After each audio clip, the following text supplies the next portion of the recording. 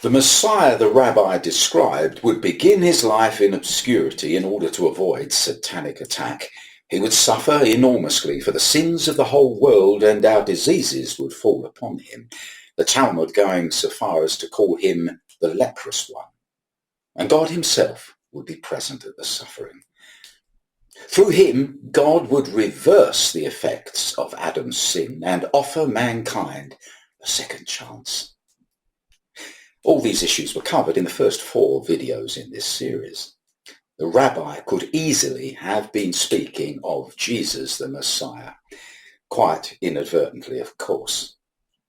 Now, it's not difficult to describe the Messiah's physical suffering, but his inner suffering is a much more difficult subject. How can an ordinary person begin to understand the rarefied suffering of the highest of human beings, the heavenly man suffering on earth? Maybe what we would call suffering would be nothing to him, and what we would overlook would be the very thing that would give him the severest pain. I could mention the cross.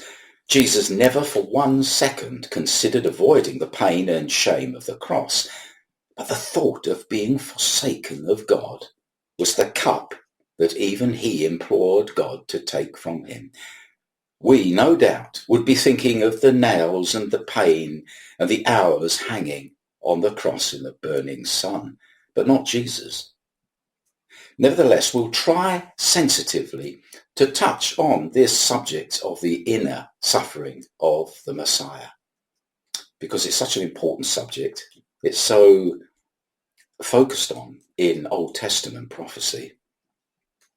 The rabbi explained that when the Messiah came, he would be rejected or unwanted, based, I expect, on Isaiah 53. Whenever that text is plainly interpreted, the result always paints a picture of Jesus of Nazareth. Maybe this is why it is omitted in the weekly Haftarah readings in the synagogue. Most rabbis avoid it for that very reason, but this rabbi was bolder. But twice I've seen his students put 2 and 2 together and wonder, isn't this the Jewish Messiah? Isn't this Jesus? And the rabbi quickly corrected them with, oh, these are Jewish ideas. The Christians only copied them from us. Well, of course, we would agree with him. That's the glory of it. We didn't make it up.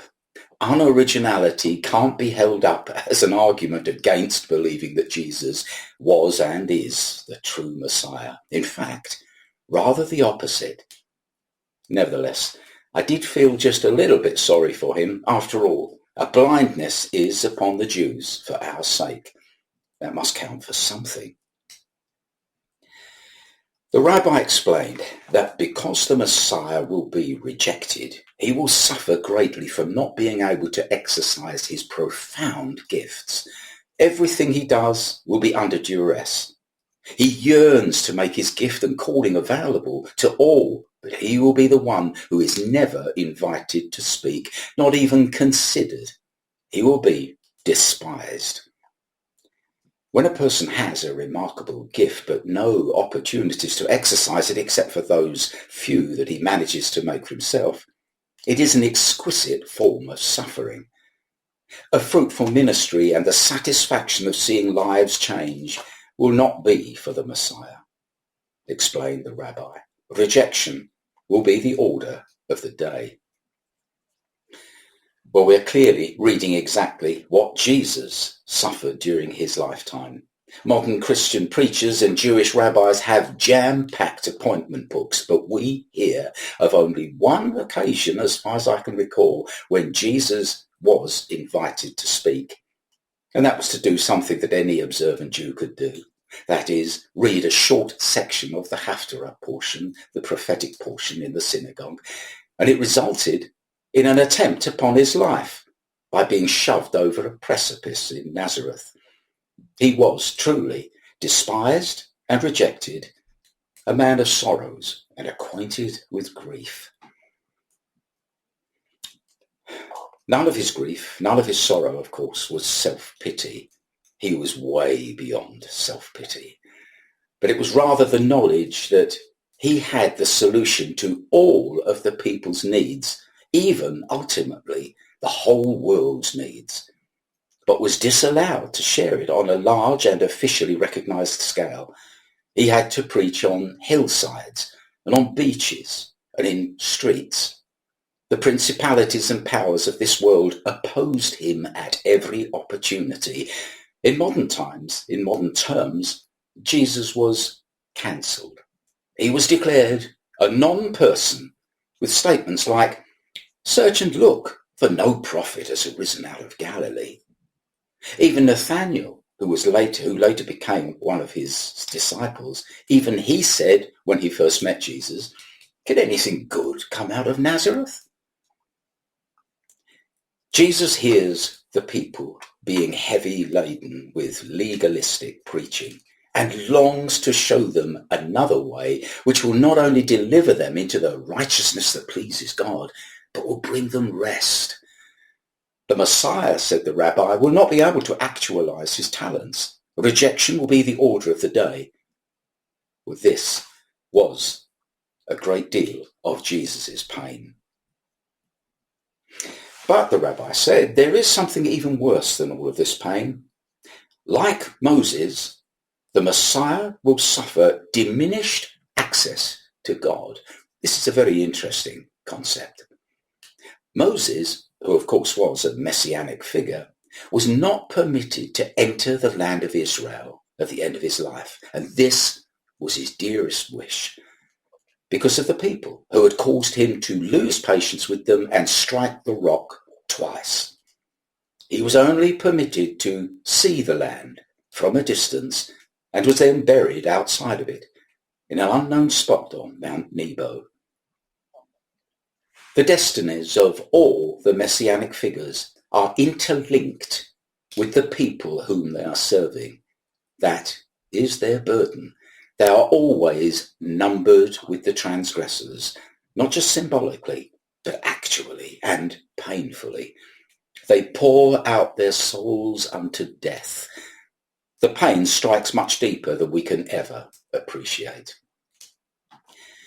So we are now on very sacred ground, because this is the inner world of Jesus. We cannot know the depth and subtlety of his sufferings as a result of being numbered with us. But you can see how the rabbi's portrait of the unknown Messiah, unknown to him, is the perfect likeness of the Lord Jesus Christ, Yeshua HaMashiach. For example, we all know the account of Jesus' suffering in Gethsemane. He began his prayer by kneeling, but later fell on his face. Matthew 26, verse 39. He fell down on his face before the Lord in agony. Then he began to be, as the scripture says, greatly amazed. The Greek word for this means exceedingly sorrowful, pressed upon, and there is the danger of the entire collapse of his physical frame. It's a very powerful Greek word. Luke describes it as agony or conflict that caused him to sweat great drops of blood. And this is a proven medical condition known as hematidrosis. The physical effects are a manifestation of terrible inner suffering. But we cannot know what caused such anguish for a man who never feared the pain of the cross, the pain of crucifixion. There is, however, one prophetic passage which is fascinating, that seems to shed light on these particular moments of Jesus' life in the Garden of Gethsemane, because this prophecy cannot be placed into the life of Jesus anywhere else. It's Isaiah 49, verse 1 to 13, where we read that as a result of his rejection by Israel, the Messiah will feel that his mission has been a failure. In Luke's account, we are told that he received a message from the Father by means of an angel. An angel came to comfort him, came to strengthen him. Isaiah 49 verse 5 tells us that very message that the angel gave to Jesus. Quote, "And now the Lord speaks, the one who formed me in my mother's womb to be his servant, who commissioned me to bring Israel back to him. The Lord has honored me, and my God has given me strength. He says, you will do more than restore the people of Israel to me. I will make you a light to the Gentiles, and you will bring my salvation to the ends of the earth." Unquote. The apparent failure of Jesus turns out to be all part of the plan. The message continues, quote, "At just the right time, I will respond to you." This is God the Father speaking to God the Son. "At just the right time, I will respond to you. On the day of salvation, I will help you. I will protect you and give you to the people as my covenant with them. Through you, I will re-establish the land of Israel and assign it to its own people again." Unquote. In other words, eventually Israel will believe in Jesus as the Messiah and will be secure in their ancient land, unlike today and the past 2,000 years. The rabbi said that the greatest punishment a tzaddik can have, a tzaddik is a righteous person, is a diminishment of God's presence. He cannot tolerate darkness of any sort. He suffers more than any of us when God withdraws even a little, because he is accustomed to enjoying a much fuller sense of God's presence than us. He lives on a much higher plane. We, after all, were born estranged from God. We know what it is to be estranged from God, and unfortunately we sometimes get used to it. But the Messiah has only known the unbroken fellowship of his Father. Again, we're in the Gospels. Jesus was forsaken of God on the cross. My God, why hast thou forsaken me? In the garden, he prayed that he would not be required to drink of a certain cup. You remember he mentioned that. Let this cup pass from me. Many people think he was speaking of the suffering on the cross, but this is not the case, as this was the very reason he came. They are his own words. He said, "Should I pray that I don't go to the cross? No, for this very reason I've come." The cup was another thing, and we have to look at the Old Testament to find out what the cup was. In the Old Testament, the term cup refers to the wrath of God, which brings spiritual death and separation from God. Jesus was 6 hours on the cross, from 9 in the morning until 3 o'clock in the afternoon. Well, the last 3 hours, from midday to 3 o'clock, darkness enveloped the world as Jesus, on the cross, drank that very cup of the wrath of God for us. It's totally impossible for us to imagine the suffering of the one who came from an eternity of glory at the right hand of God and danced for joy at the creation of mankind, to now be faced with the wrath and darkness of God and separation, the darkness of separation. We cannot begin to comprehend these huge matters. So we have the whole area of the inner suffering of the Messiah described by the rabbi as being the lot of the true Messiah when he arrived, the pain of rejection, coming to his own and his own not receiving him, his longing to gather all Israel under his wing, but seeming to fail, and the horror of great darkness as he drank the cup of God's wrath on behalf of the world.